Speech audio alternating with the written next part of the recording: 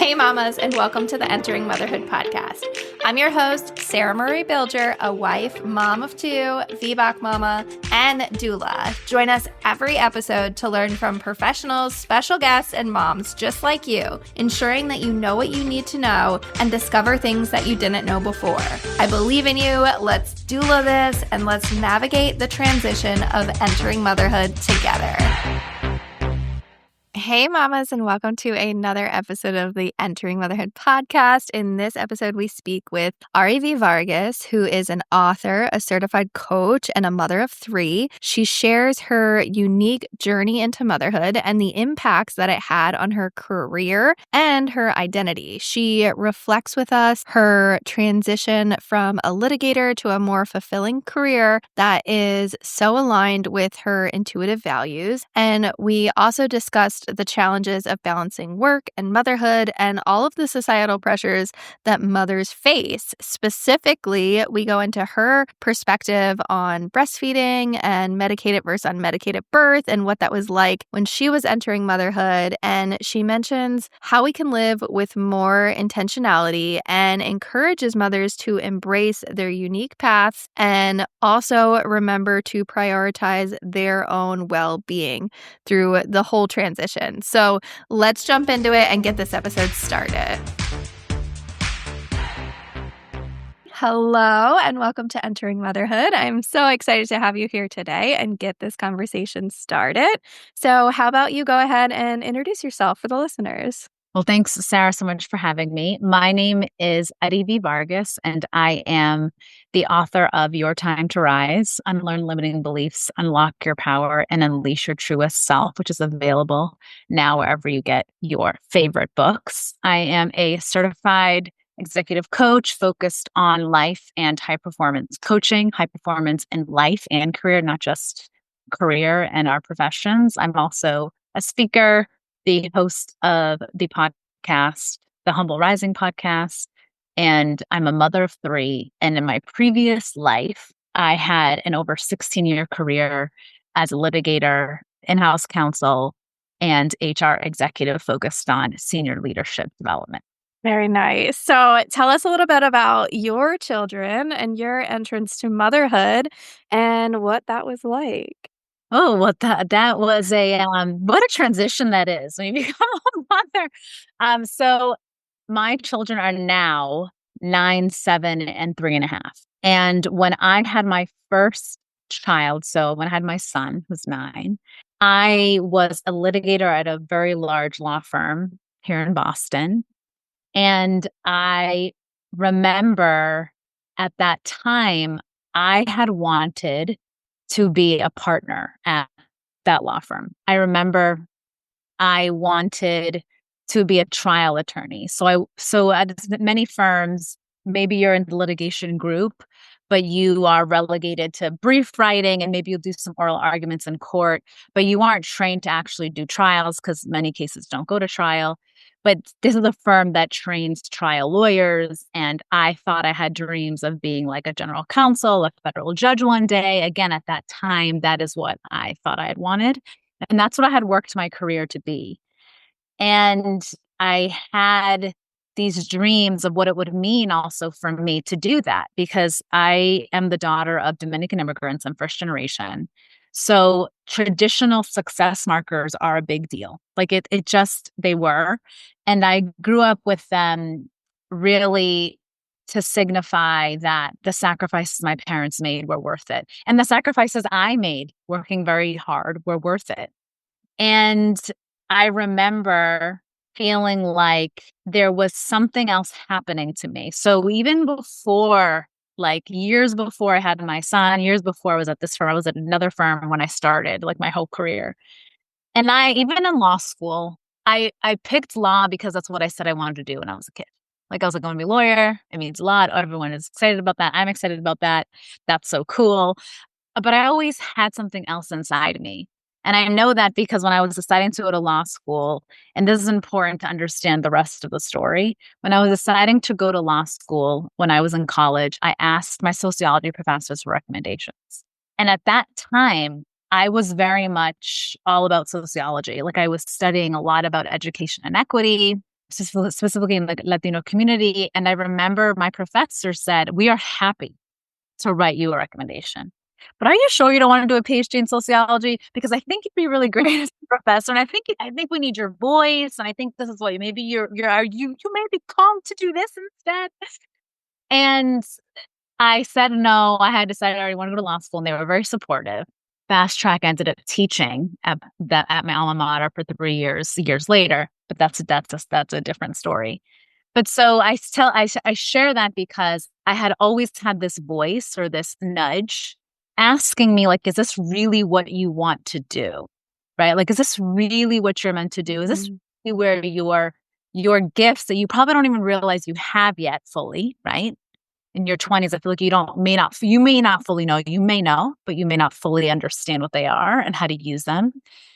And I just had always that voice being like, is this what you're meant to do? Is this really what's going to bring you that joy and the fulfillment that you may want? Now, I didn't have this language then, but I just felt it like a nudge, a voice, and I would just shush the voice because I was like, no, I have things to do. I have to like do this career trajectory. So fast forward, I am at this big firm. I have my son. At that point, I was like, oh yeah, I'm going to be partner. I'm going to be partner. That's what my goal was. I ended up having my son, and I have what people call, like, the baby blues. I'm on maternity leave. I'm so privileged to be on maternity leave. I know a lot of women don't get that. I was so privileged to have that. And it was the biggest quote unquote break from work. It's not a break because you're working, like you're taking care of an infant, it's work, but I'm not doing any work in terms of my profession. I'm doing work at home. So it's a little different. And that forced me to pause in a way that I had never had to before. And it forced me to be with myself without being pinged by anybody via email, being needed by anyone via email, without having, to me, what I call this validation you feel when you're constantly producing and performing. You constantly are delivering and getting feedback to you about how it's good or just that it's done. Like you're constantly feeding off of that cycle. And I missed that a lot. I was like, oh my God, I literally would say, I'm just a mother. I'm not just a mother. I'm a lawyer. And those months of maternity leave, what I realized was, wow, I don't actually know who I am without being a lawyer. Like, I actually don't really know what that really is because I've rooted so much of my self-worth and self-validation, in this job and in performing and producing and being approved of, essentially. Again, like the language I'm using right now, I didn't fully use that then. I just knew, wow, I'm relying on my job to feel good about myself. And so there are 2 books that I read that really helped give me more language. One was Gifts of Imperfection by Brené Brown, and the other was A Return to Love by Marianne Williamson, really about worthiness. And what does that really mean? Through that, it opened up everything for me. Because when I asked myself, who am I without my job? Who am I without my salary? Who am I without the validation that comes from people approving of my work and of me and people approving of my dreams, validating what I want to be in terms of how I define myself professionally? Then I really got to see, oh, this world is so much bigger. The possibilities are actually endless for me. I don't have to stay in this box. And no, I'm not just a mother. I am a mother and I'm all of these other things. And no, motherhood is not the one thing. It is part of the other things. So, having the baby blues and having all that time to think and cry and be emotional and move through like the process of how uncomfortable that is. I went back to my job from maternity leave, I was a renewed person, meaning I put my job where it belonged in a container for me. I was like, okay, this job belongs in this container. And I know this is actually probably not where I want to be in the next 2-3 years. Like I've realized that partnership is probably not what I want to do because of the way that I believe I want to live my life. I want to be able to create the kind of lifestyle I want and to dictate how I spend my time and energy. And if people can imagine, partners at law firms, there's a lot of reacting you're doing, a lot of reacting to urgency. And you can't control what you can control, but you don't have as much freedom as if you're in a different kind of role or different profession. And I realized, I have my son. He was going to daycare when I went back to work. He was sick a lot, Sarah. Oh, he was sick so much, like constant ear infections, had to take his tonsils out, had to get ear tube surgeries. Like I was constantly doing this back and forth, and I was mainly the one doing all of that. And I just remember being like, this is exhausting. Just the constant back and forth is exhausting, and the mental load is exhausting. And I said, hey, I could be in a profession that I still love, but have this toll and this load be a little lighter. And so that was really my first kind of entrance into motherhood. And then I had two more children.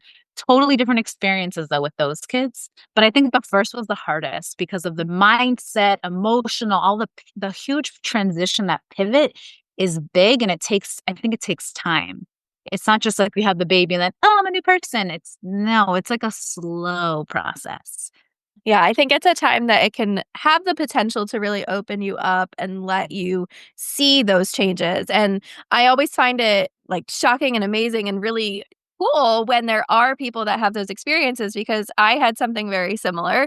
And that's what, we talk a lot about on the podcast, and really just, how can we get to that point and how can we honor this transition and honor that pause and honor this time to really self-reflect and say, what is it that I want to be doing? How do I want to live my life? And is this aligned with what I'm currently doing? And I think so much of the time we don't think that we have, freedom, luxury, availability to take that rest and take that pause.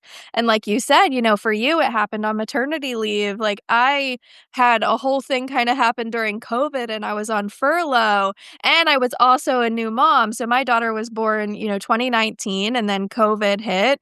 And then a few months later, I went on furlough. I was working as a mechanical engineer full time. And I was like, is this what I want? And then it starts to just spark and get that momentum going of, okay, if this Yeah. isn't what I want, how can I start to look at different possibilities and different options and alternatives? So I always love hearing when people are able to really tap into that like intuition side, and how you were saying that like ability to understand your worthiness and really kind of, I guess, yeah, like spark that. So, obviously, like that was 9 years ago, 10 years Yeah. ago. What through that experience has really lingered and helped you transition through where you are now, and how that journey has really progressed? Yeah. So I love that question, because once you learn how to go inward, and once you learn how beneficial pausing and reflecting can be for you, you do it more, and you recognize and you can feel how it benefits you over Mm, time. And you have these moments where you feel something's off, or you feel like my intuition's telling me something different here. Like you will be more likely to explore and get curious than to back off of it. So every time, so after I had my son, a year later, I left the law firm. I left at the point where you're told basically like, we think you should go for a partner or not. And I was told, we think you should go for it. And I said, I'm sorry, no, thank you. And that was hard because I had mentors who had invested in me, and I still, those mentors, I always say to people, if people are true mentors to you, they care about you as a person, they will always keep mm, in touch with you. If it's not about their agenda, they will always keep in touch with you. And so my mentors from there, I still have them and I still talk to them. But I said no respectfully. And I said, hey, I don't think I'm going to go for it. Because even if you go for it, you may not get it anyway. But I didn't want to do the grind of going. So I went to a very mission, patient centric biotech, very small at the time, now much bigger. I eventually transitioned out of the law into corporate compliance, and out of corporate compliance and into human resources. And each of those pivots were quite large for me in terms of career trajectory and just what I wanted and what I didn't want. And so it became like, how do I want to craft my life? How do I be more intentional about how I spend my time and my energy? But also like, how do I get my job to be closer to my talents, my gifts, and like what I want to be doing, like what I really love spending time doing. Like I love spending time creating and designing and working with other people and doing something that'll have like a big impact. Like I love that. That gives me so much like fire in my belly. And so how do I do more of that? And then when I became certified as a coach, which was actually when I was still practicing law, but I started coaching clients outside of my, my quote unquote full-time job. And I loved that so much. And I was like, oh, could I do something like this at the company I'm at? Could I align my outer full-time job role with my inside full-time job role? Could I somehow align them and help to grow and develop our talent, but holistically? Like, can we do that? And so that was the big shift from law to totally HR into leadership development. The biggest transition for me was facing the reality of, well, you're not going to be practicing law anymore. Like that chapter of my life is actually closed. But oh my goodness, the experiences I had, everything I've learned about myself, it's a win-win, right? Mm. Like it's a win-win when you think about it that way. But I also think I was thinking about this too. At every pivot, you're thinking about, for me, it's always like, what are my core values? What are my priorities? How do I really define fulfillment and success for myself right now? And how can I live closer to that? Like, I got to have a vision. I got to believe in possibilities. And how am I marching closer to it? It doesn't mean I'll get there, really. It just means I'm moving in the direction that I decide, instead of being someone who is constantly trying to align oneself to these rules and these societal norms and what you're supposed to do. Like, I was like, I'm done with the shoulds and the supposed tos. I'm done with the fact that I went to law school, so I should do X or Y. Like, that is not how I want to live my life. I want to live my life on my own terms. And I really think that's really helped also to make my life less stressful, right? Less overwhelming. Is like I am laser focused. And when I start feeling overwhelmed, I go back and I pause and reflect. Okay, what's making me overwhelmed? What can I remove? What can I shift? Again, like what your question of how has this helped you? It's that you now have some tools to access when things start getting hard or you start feeling off in some way or overwhelmed. You're like, okay, let me come back to my center. And you can ground yourself in that and then make decisions from that place. What kind of parallels have you seen between how you mother and how you have worked throughout your career and now entrepreneurship? I think how I mother is I'm constantly asking them, well, what do you think? Mm. What do you think would be the best decision here? How do you think that should go? Well, how did you want that to go? I'm constantly asking them to think about it before I'm giving them like an answer. And this is really let's be honest, for my 9 and my 7-year-old, my 3.5-year-old, she is like, what? Just play with me. Okay. But my 9 and my 7-year-old, you have these conversations with them. They also are watching me. They're watching. Someone once said, kids don't do what's taught, they do what's caught. Mm. So it's not often that they're like gonna, the lessons you teach them, that you tell them certain things. He's saying they're observing you and how you're moving through the world, how you talk to yourself, how you talk to other people, how you manage your life, how stressed you are. They're noticing all those things. And if you're constantly in anxiety, stressed out, exhausted, overwhelmed, don't have time for them, constantly working, and that's what they see, he's like, chances are, and I find this to be true, chances are they're going to think that that's how life is. And so when they get older, they're going to be like, oh, but I should be working. I should be constantly doing. And this happened to me a few years back. I was maybe, 4 years ago. I was working a lot. I was working a lot, and I was working a lot at night. And what I was doing at that time was bringing my laptop to my Mm. daughter's bedroom. She's 7 now, but she was much younger then. Bringing my laptop to my daughter's bedroom and I would put her to sleep, meaning I would read her a book, we'd chat, and then I would sit with her until she went to sleep. I would sit on the edge of her bed. And I was like, well, if I'm sitting here, I'm going to do some work to be productive, quote unquote productive. So I would use my laptop and I would be typing away and doing things. And then I remember maybe 3 or 4 weeks after we were doing this, I was doing this. I decided I wasn't going to do that anymore because I was like, this is not how I want to be spending my evenings. I have to be better about how I'm managing things during the day. I need rest. I need to go to sleep earlier. Like I started shifting some things.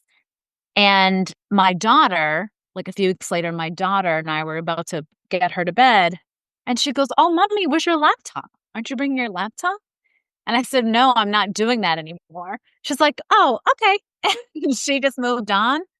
But like her question to me made me be like, "Oh yeah, she's watching. Like she's watching what I'm doing." And I do not want her to think as she gets older that you have to work constantly around the clock, especially, that you can't protect your evenings and getting rest because sleep is so important to your health, right? Like I can say sleep is important, but she's seeing me not really sleep and work at night instead of getting rest and doing my own routine.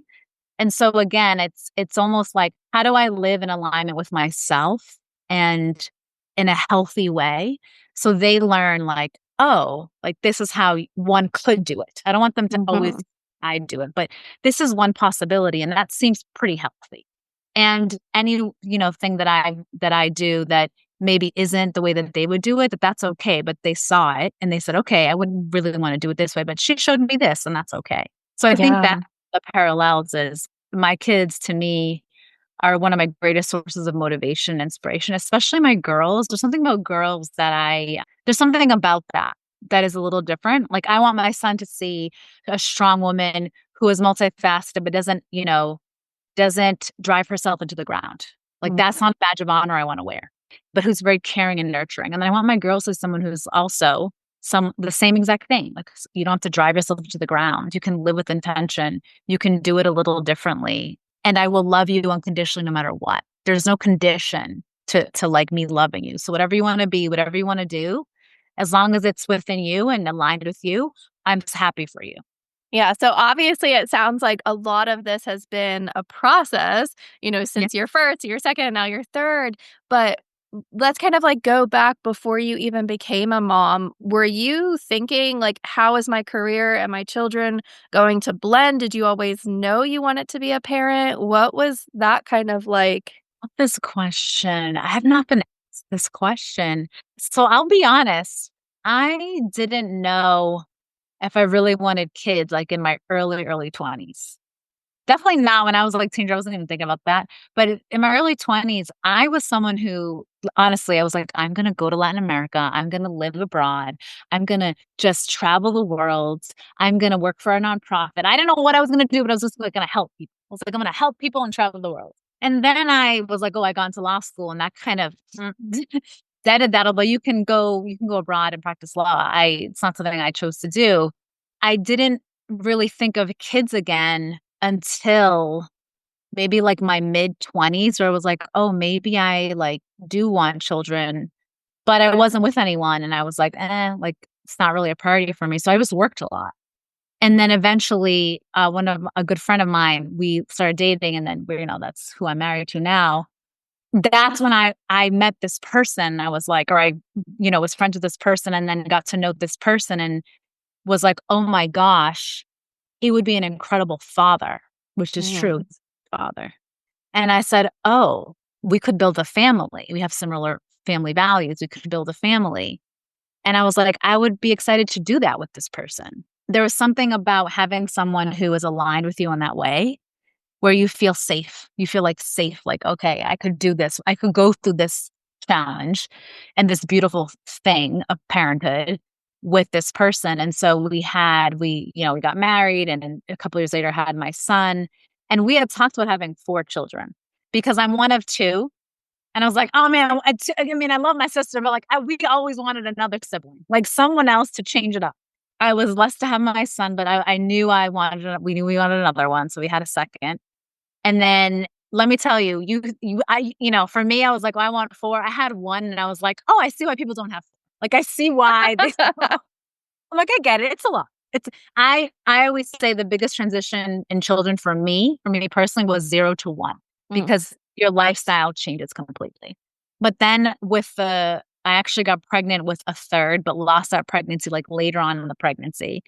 And then like a few years later, had our third child, who's a girl. I always think of that process of like, I didn't really want kids. And then you meet someone, you're like, oh, like this seems like it could be really amazing. And you would be a great father, because I do think something we don't talk about a lot, especially like just in society, is one of the most critical decisions you will ever make in your entire life is who you spend your life with and who you're going to be, partnering with, and who's going to be your companion. And if you do this, like who's going to be the father of your children or the person who's going to co-parent with you. I think for me, once I felt like I found someone who would be a true co-parent, like really, where the burden wouldn't be only on me, I felt like excited about motherhood. Mhm. And although it was scary, like I remember being scared of like, oh my God, how am I going to take care of this baby? What do I do? I just like, what just, like, I remember having my son and being like, I have no idea what I'm doing. I read so many books, but I'm like, but then when you're actually with the baby, it's like very different. And people are giving you all this advice, like families giving you all this advice. And I actually didn't produce enough milk to fully feed my son. So we had a supplemental formula. So he was underweight. And then he's sick. As mentioned, he was sick all the time. So I'm like, am I doing something wrong? And no, it's just part of, motherhood, and every child is different. And so I do think that I look back now and I'm like, I can't imagine my life without these three like gifts where like, nah, sometimes they are tough. Like they can get frustrating. Like things can be frustrating and stressful. And they're also amazing. And I have so many moments of joy, so many moments of like, can you please keep it down? And then, oh my God, I love you so much. Like it's Uh-huh. a roller coaster of emotions, but I can't imagine my life without them, and how different my life has changed. My perspective on life has changed because of them. Like how I view life more from like a bird's eye view. Like I'm able to pull back because of Mhm. that. They keep me grounded in many ways, like keep me really grounded. Yeah, I think it's crazy to kind of, like, ask that question of, like, where would I be without my children, or, like, how would Yeah. my, trajectory would have changed, and I feel like in some ways, like, we would be where we were meant to be, and, like, something else would have, like, motivated you to Yeah. be, like, where you are and, like, have that spark, but like you said, like, they are your biggest, like, inspiration and motivation, and I think it's just, again, like, that transition and that shift and that opening of, really trying to figure out, like, who we are, and I think it comes down to kind of like, we're telling them, like, "Live your dreams and nothing's impossible," and then it's like, "Okay, like, why aren't we doing that ourselves?" And I think there are women out there that are not following their dreams and not chasing that inner calling and what's kind of, like, maybe pushing or nudging at them. So, what can you kind of say to them, like, if they're kind of feeling this and they're saying, like, "Ah, I couldn't, I can't." What do you think was really kind of pushing you other than, like, having your children to push that needle and pivot to where you are? Because there's so many women that have that maybe, like, feeling or nudge or calling, and they don't pursue it or they don't act on it, and they don't think, like, "There's enough time," or "It's already too late for me." Like, they don't wanna make that transition or that change. So I like to keep things like really, really simple. So I like to start with, okay, what's the truth of your reality right now? Like what is really working really well and what is not working well for you? Meaning if you have that nudge and you really feel a lot of internal resistance at work. Like you're at work, you're doing the things you have to do, but inside you feel like pulled apart a little bit. Like it's getting tough and there's a lot of internal resistance and you're kind of like fighting yourself a little bit. Then it's like, okay, well, what's working, what's not working, and exploring that feeling a little bit. Because what I think is actually it happens a lot is women ignore that. We ignore that and we say we don't have time to feel the things. I don't have time to think about this reality because if I do think about it, then I may feel bad about how I'm doing things, or I may realize, quote unquote, realize that I can't do what I might want to do. So I do think there's like an element of some truth setting we have to do, like facing that, like, and it can be uncomfortable when you're like, oh my gosh, I realize I don't want to do this job anymore. I went to school for this job and I actually like it served its purpose, but like I don't really want to do this and climb the corporate ladder anymore when that's all I've been doing. People underestimate how hard that is to accept. Like that's actually really difficult. but you don't get there until you start getting in there and exploring and getting super curious. So instead of kind of fighting feelings and saying, oh, it can't and it won't work for me, I think approaching and leaning in, one is like super helpful, right? The other thing I would say is I think we get very overwhelmed by when we say, oh, but like I want to do, for instance, for me, when I wanted to switch from practicing law to leading leadership development at the company, like that's actually a pretty big leap, like in terms of steps. That's a huge leap. So what I said was like, okay, like what could I do next? Like what's the next step I could take that maybe is 2 or 3 steps away from that, but that gets me a little closer. So it's less daunting and overwhelming and more manageable, right? So for me, it was actually an intermediary step of leading employee relations globally, where then I got to learn a lot about our employee experience, the whole HR team, how things work across the company. And that actually helped better prepare me for my leadership development role 2 years later, right? So maybe thinking about, okay, what could be next for me as a stepping stone versus like jumping right into the thing. You can jump right into the other thing that you really want to do.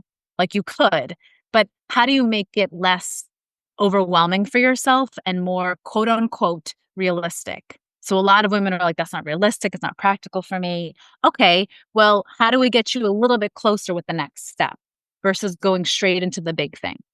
Those are like 2 concrete things I would offer. Yes, like there's definitely when you get into like the truth of things, there's definitely, to me, an assessment of like your core values, what truly matters most to you. How do you align with that? There's all of that. But I think the basic level is like what actually is working for me, what's not, what's fulfilling me, what's not. And how do I truly define like how I want to live my life? And am I living it like that? That reality assessment is difficult for people, but I think that is the first step to raise awareness to then get you to do something a little different. Mm, yeah. So you kind of touched on your breastfeeding journey and, Yeah. supplementing with formula. What can you say about your birthing experiences and what are some things that you maybe never heard about until all of a sudden you became that you were shocked or wish that there was more conversation around? I'm going to talk about breastfeeding because my births were uneventful, meaning uneventful in a good way, meaning my son, I had him a little early because my placenta stopped feeding him essentially. And I forget what I had there's actually something like kind of defective of my placenta. Mm-hmm. There's a name for it. I don't remember it, but he stopped growing. And so I went in for a checkup and my OB was like, and I love her. I love her disposition and her temperament because she's very positive and very like, so we noticed that the baby isn't growing the way we want to. So we're just going to have the baby in a few days. Okay. I'm going to just induce you. Like she was very matter of fact, very like, this is what we're doing. Don't freak out. Everything's good. And so that's what happened. I had him like, I think a few weeks early and he was fine, but I wasn't producing enough milk or something was off with the breastfeeding. And I wish that someone had spent more time with me or that I had seen more about, hey, if breastfeeding like is really difficult, it's causing a lot of stress and if you feel like it's not working for you, formula, there's nothing wrong with formula. Like nothing wrong with it. The baby is being fed. That's the most important thing. The baby's being fed. I think as I'm saying those words though, Sarah, I remember reading stuff about that where someone's like, don't worry, just feed the baby. Like, who cares? But you still feel shame that you can't feed your baby. Like, that's how I felt. I felt shame that I couldn't feed the baby. And I would downplay that. Like, I would downplay how I felt, but I wish there was more. I wish we made it more of the norm of like, breastfeeding is great for your baby. And so is formula. And so don't feel like you have to do one or the other. Like, I just think in society, especially now, there's this emphasis on breastfeeding. And so naturally, if you think it's the norm and what people are doing, again, it is good for the baby, but so is formula. And we know from the research that breastfed babies versus formula-fed babies, there is that is not the determining factor for their health. Like we know that, but it's still hard when you're in it and your baby literally can't like live off of you, which you feel like you're supposed to be able to do. Mm-hmm. Right. think that was really difficult for me when we supplemented because I just felt like a little bit like a failure. Like, oh, what's wrong with my body? Like, what's wrong with me? Oh, am I too stressed? Am I not taking all the supplements? And I'm not taking, all the milk producing supplements that they sell you, which you don't know if they even work. You start really going in your head a bit and you start feeling really bad about yourself. Like, oh, I'm not, then you spiral. I'm not a good enough mother. I don't know what I'm doing wrong. There's something wrong with me. And so I think that was actually hard for me also because I had the baby blues. So I was not feeling super connected to my baby at that time. So I'm like, I can't even do this job right, right? Like it's piling on. For me, it was piling on. And then when we supplemented and then finally shifted completely to formula because I would only pump like an ounce a day. And I was like, oh no, this is not worth it now. Like now I'm just like, I got to just accept it and move on. But that took months, Sarah. That took like 5 months for me to actually stop pumping the 1 to 2 ounces a day. Like, because I just couldn't let it go. And then when I had my daughter, I said, if this doesn't work, like I'm just gonna go to formula. But it worked. It was fine. And then my third, it's like I had a lot of milk and I was like, what's happening? So, and then my OB said, oh, sometimes that happens. Like your first baby, it may be more difficult. And then by the time you have your second, your third, your body knows what to do and maybe you produce more. Sometimes that does happen. So yeah, I would say that first time was really difficult in all the ways, Sarah, now that we're talking about the whole experience, like in so many ways it was challenging and also like one of the best experiences ever, right? The time you're in it, you're like, oh my gosh. But looking back, Yeah, uh, I think it is something that's so pushed and so open for, like, the possibility of feeling that shame because you do get told, breast is best and yes, you have to breastfeed and all these people that say that formula is equivalent, they're not true, and, like, it's very hard to not feel the pressure when you want to be doing as best as you can for your baby, but it does come down to, the mental health of you and, the practicality and, going back to, like, the reality of things yes, and yeah, just saying, like, "Okay, like, if this isn't working, like, what's that next step or what yeah, can yeah, we do?" And it's hard to let go of those, like, expectations that you had of, "Well, I'm gonna breastfeed," or, "This is the way that this is gonna go," and when it doesn't go according to plan or it's not quote unquote "right," yeah, it's very hard to mentally prepare yourself and flip and switch and get out of that headspace. So I'm like super thankful that you really like called that out and said that because I think a lot of people do struggle with that kind of feeling of, like I can't feed my baby and it's like you can, but it just might not be through breastfeeding. yeah, yeah. Yeah. And on the flip side, Sarah, on the flip side, I have friends who were like, I am not breastfeeding. Like they did not try. Mhm. And they were like going to the mall in week 2, and I was like, "Where are you going?" And they're like, "I am not beholden to the schedule of my baby. Like my baby and me are not attached in our terms of our bodies, meaning they don't need my breast to live. Mhm. So so and so is at home with the baby, feeding the baby, and I can go off, and do my thing for a few hours and have some space." And I remember not having that space maybe until like, especially with my last child, the third one, I think it was, I wanna say 5 months before I could be away from her for more than 3 hours because of the breastfeeding, and how much freer I felt when I could do that, Mhm. because also my breasts weren't engorged. So, like, let's be honest, Mhm. like, they get engorged, it gets uncomfortable if you don't have the baby, you need to pump because it's actually uncomfortable for your breasts, it's painful. Yeah. So, I only saw that more, with my after my 3rd, I started noticing that, like, friends who were like, "I'm only doing formula," and I was like, "Oh my gosh, you're, like, out. You're out about by yourself for multiple hours. That's amazing." So there's a freedom to that too that I don't think I could have appreciated earlier, but I do appreciate now of like, women who are like, "You know what? I don't wanna do that." And that's okay. And actually, here's the upside to that, to not doing that. You get Yeah. some space, some freedom, and you can feel, maybe a little bit better about, moving around and Mhm. moving your body earlier on when your child is very, very, very small. Yeah. Yeah. I think it's always just about knowing your options and being confident in those decisions and really kind of owning it and saying like, this is my decision and this is what I'm going with because I think like those feelings of like shame and guilt and everything come with like you're not really like you think this is what you should be doing, but you're not really sure if that's what you should be doing and maybe it's not working out like this. So it's like all Yes. those mixed feelings. It's just coming from a place of like you're not, you know what? I can't do this. Like I'm like no Yes. shame. Let's like full on, formula and being like confident in knowing that that is the right decision for you in the moment. Yes. And So yeah. even the decision of epidural, non-epidural, or how you Mhm. remember with my first, telling my OB, I'm gonna not do the epidural. Like, I'm experience this birth fully. Like I'm quote unquote, I didn't say quote unquote, but I say that now, strong enough to like handle the pain. And I remember telling her, and she looked at me like, okay, whatever you want, we'll do. And I'm like, all right. And then as you know, you get closer to birth, she's checking your cervix, right? And so when she would check, that was very painful for me. And so I remember she asked me like towards the end of the pregnancy, with my first baby, she was like, so are you still wanting to do that? Like, what's their plan? I go, I think I still want to try like, no epidural, like no pain medication. She goes, that's fine. She's like, whatever you want to do. I just want to note that like when I check your cervix, it's very difficult to check your cervix because your legs close and you're in a lot of pain. And I'm like, oh, I'm like, it'll be fine.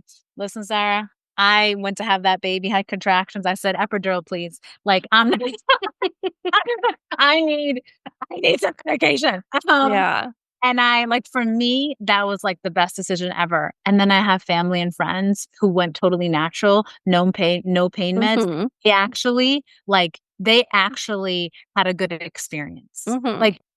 So it all depends. Like that too is a Yeah. choice, right? Yeah. And you can Yeah. try something and then change your mind. That's okay too. Yeah, yeah. I always say, like, know your risks, know the benefits, know, like, where you kind of fall and like why you're doing it and why that's what you want, and know that you can always change your mind. So Right. you can go in saying, I want to be completely unmedicated, and then decide that you want the epidural. And I always just say, like, as long as you understand, what's happening and why you're choosing this, and like you're really again like confident and sure that this is what you want to do, then, go ahead. Cause I think there is like a lot of this push again for it has to be this way or this is like the best way. I think we just live in a world where there's a lot of alternatives and options, and we need to be respectful of what other people choose. That's right. And especially like I think your point about being confident in the decision and knowing why and like having your compelling reason for yourself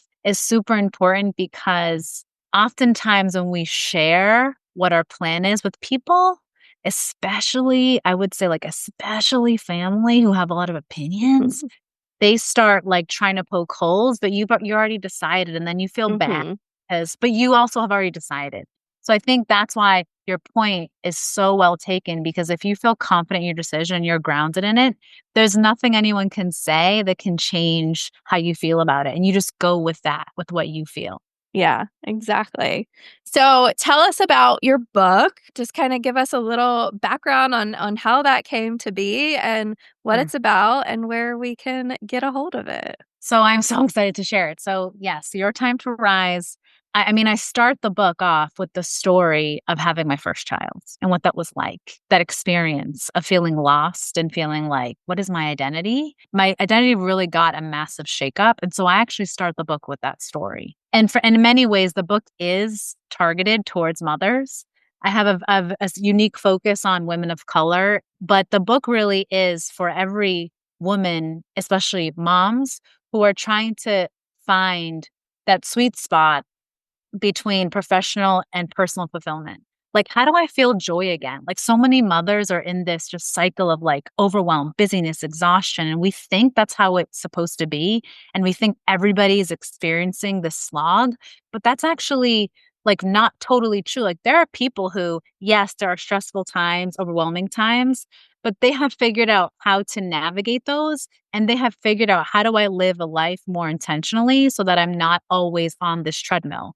And then I'm living life according to how I want to live it and aligned with like my values, what's most important to me, and what I know I'm supposed to be doing, like for myself. So I think a lot of the book addresses these, we talk about expectations and the shoulds and the supposed tos. It talks a lot about that, like a lot of navigating these expectations, these limiting beliefs that don't allow you to really approach and lean into what you may really want for your life, and how to really set those intentions that are almost devoid of the external noise. Like, how do I actually do that? So the book has a 4-step framework for how do I move through where I am to more joy, more fulfillment, more clarity on how I want my life to look. And then how do I actually like do that? Like, how do I actually align the vision, what's inside with what I'm doing on the outside, like my habits and my behaviors. And it's a book for people who want like a starting point. Like, okay, I'm in this. How do I move through this? Like, this is the book. Awesome. So where can we get it, and how can we get in contact with you if we want to, learn more about you, follow you, keep on and staying in touch with you? Yes, I would love that. It's available right now on Amazon, Barnes and Nobles, anywhere you get your books. And people can find me at ariveevargas.com, which is ARIVEEVARGAS.com. And you can also find me on LinkedIn. So it's my name at LinkedIn. And you can check out the Humble Rising podcast as well.